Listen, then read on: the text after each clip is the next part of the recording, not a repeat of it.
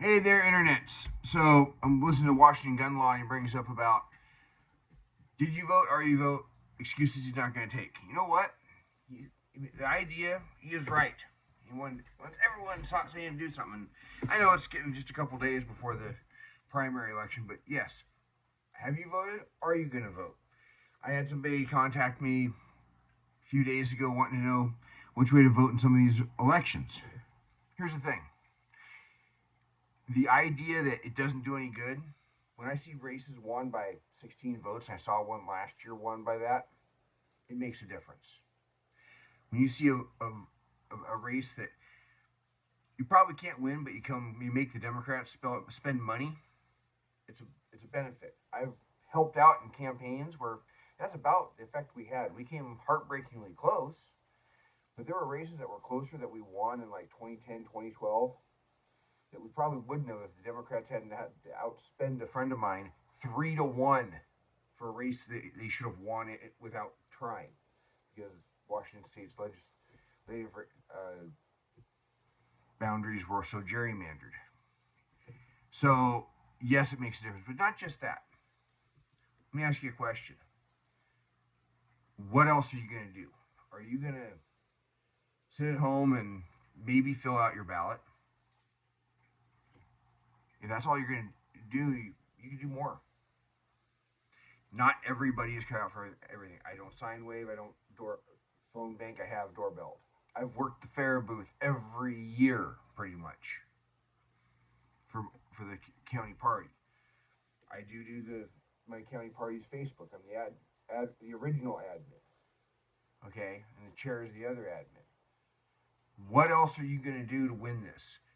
You know, when debate time rolls around, might be fun to watch it if you think that your candidate's going to hammer the other side. And let's face it, Kamala Harris could be in for a hard hit from Trump.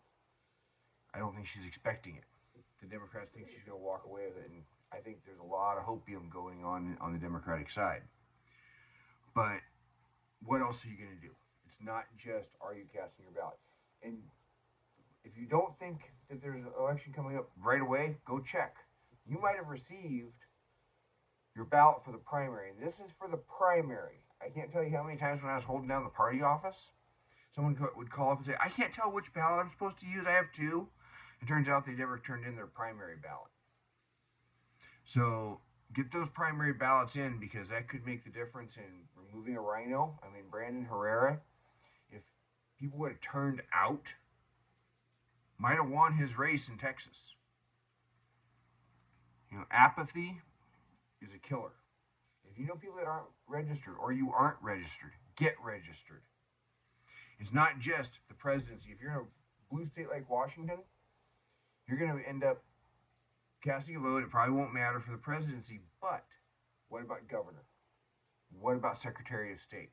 What about attorney general? We got an attorney general candidate in this state running as a Democrat. She is total George Soros soft on crime type person. Do you want that for an attorney general? You could knock her out in the primary. You could end up getting rid of somebody further down. Maybe you'd knock somebody out in the primary that's a rhino. It's top two primary. You get enough people voting for the two leading Republicans for governor out of that like 25 person something like that race. You might have the Democrats too carved up, and oops, they ended up with two Republicans. You don't know. So think about that. Get the ballots in.